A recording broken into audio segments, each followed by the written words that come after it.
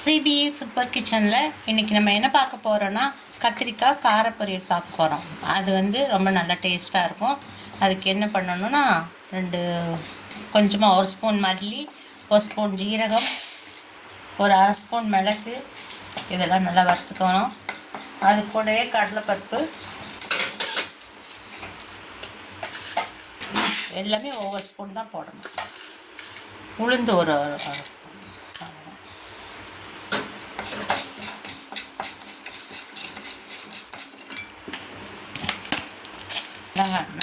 நாங்கள் கொஞ்சம் காரமாக சாப்பிடுவோம், அதனால் 3 மிளகாய் போட்டிருக்கேன்.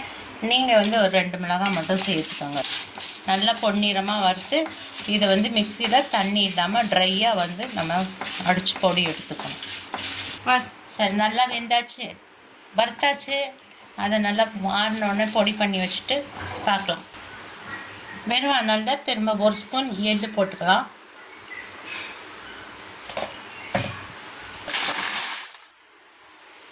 வறுத்துக்கலாம்.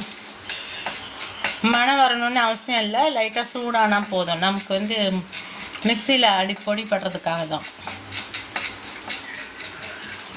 கடலைப்பருப்பும் போடும்போது கத்திரிக்காய் காரப்பொரியல் ரொம்ப நல்லாயிருக்கும். நீங்கள் அது சாம்பார், ரசம், தயிர், வெரைட்டி ரைஸ் எதில் கூட வேணாலும் வச்சு சாப்பிட்லாம். ரொம்ப டேஸ்ட்டாக இருக்கும். ஒரு முறை செய்து பாருங்கள். இந்த மாதிரி நைஸாக பவுடர் பண்ணி வச்சுக்கணும். இதை திரும்ப அந்த நம்ம நடக்கடலை பருப்பையும் எள்ளையும் போட்டு அதையும் ட்ரையாக நம்ம பொடி பண்ணி வச்சுக்கணும். நம்ம கடலைப்பருப்பும் அது பேர் என்னன்னா எள்ளும் பொடி பண்ணி வச்சுட்டோம். வாங்க போய் வீடியோவில் நல்லெண்ணெய் வச்சுக்கலாம்.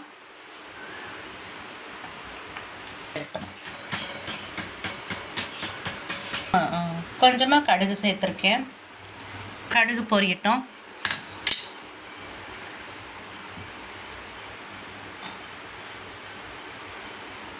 கடுகு நல்லா பொரிஞ்சதுக்கப்புறம் நம்ம பூண்டு சேர்த்துக்கலாம்.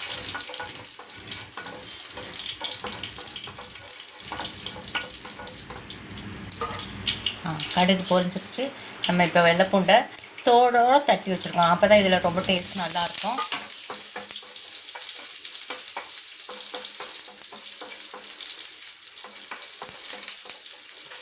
பூண்டு அந்த எண்ணெயில் நல்லா வதங்கிக்கட்டும். வதங்கினதுக்கப்புறம் நம்ம வெங்காயம் சேர்த்துக்கலாம்.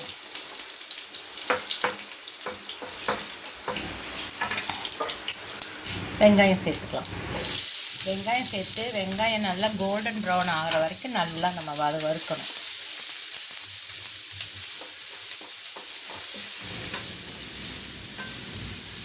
வெங்காயம் வதங்கட்டும், பார்க்கலாம். பாருங்கள், நல்லா வெங்காயம் ரெட்டிஷாக வந்துருச்சு. நம்ம இப்போ கத்திரிக்காய் போட்டுக்கலாம். கத்திரிக்காயும் போட்டு தண்ணியெல்லாம் சேர்க்கக்கூடாது. இந்த எண்ணெயிலேயே தட்டு வச்சு மூடி வேக வைக்கணும்.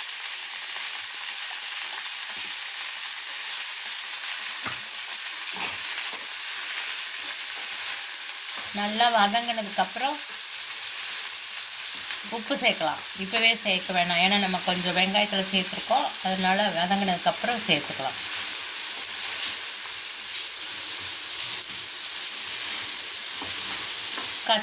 கத்திரிக்காய் வதங்கினப்புறம் பார்க்கலாம். கத்திரிக்காய் நல்லா ஃப்ரை ஆகிடுச்சு. நம்ம இப்போ மஞ்சத்தூளும் உப்பும் சேர்த்துக்கலாம். இருக்காது, அதனால் கொஞ்சம் பார்த்து தான் உப்பு போடணும். நல்லா பரட்டி விட்டுட்டு நம்ம பொடி பண்ணி வச்சுருக்க மிளகாத்தூள் பொடியை நம்ம போட்டுடலாம். ஸ்டவ்வை நம்ம சிம்மில் வச்சுக்கணும், ஏன்னா பொடி போடும்போது கருகி போயிடும் பொடி.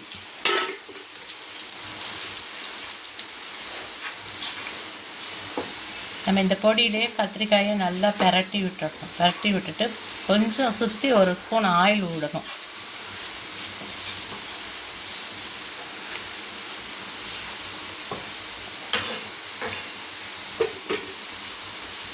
ஒரே ஒரு ஸ்பூன் ஆயில் விட்டால் போதும். அந்த பொடி கருகாமல் இருக்கிறதுக்காக தான் நம்ம ஒரு ஸ்பூன் ஆயில் விடுறோம். ஆயில் நல்லா இது 10 நிமிஷம் போல் அடுப்பில் நம்ம பரட்டி விடணும். பரட்டி விட்டுட்டு நம்ம இறக்க போகும்போது தான் அந்த இன்னொரு பொடி கடலை நுணுக்கி வச்சுருக்கோமே அந்த பொடியை நம்ம சேர்க்கணும்.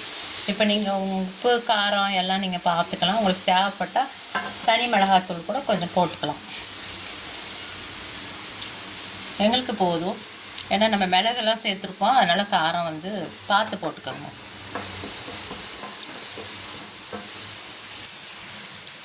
நல்லா பொடியோட வாசனை போயிடுச்சு. நம்ம வந்து இப்போ கடலை பருப்பும் இப்போ நம்ம கடலைப்பருப்பும் எள்ளு பொடியும் நம்ம சேர்த்துக்கலாம். போட்டுட்டு ரொம்ப நேரம் வந்து நம்ம இதை போட்டு வதக்கக்கூடாது. அது மேலே அப்ளை ஆனால் போதும்.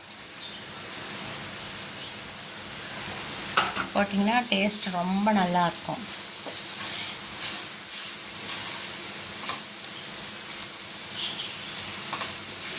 எல்லா பக்கமும் அந்த பொடி கோட்டானா போதும். ரொம்ப போட்டு நம்ம இது பண்ண வேணாம். எள்ளும் வறுத்து தான் நம்ம பிடிச்சிருக்கோம். கடலைப்பருப்பு நான் வறுத்த பருப்பு நம்ம சாப்பிட்றது தானே, அதனால் இப்படி இருந்தாலே போதும். ஃபினிஷ் ஆயிடுச்சு. அப்படிலாம் சிபிஇ சூப்பர் கிச்சனை வந்து லைக் பண்ணுங்கள், சப்ஸ்கிரைப் பண்ணுங்கள், கமெண்ட் கொடுங்க. எல்லாம் கண்டிப்பாக பார்த்துட்டு சப்ஸ்கிரைப் பண்ணுங்கள். தேங்க்யூ.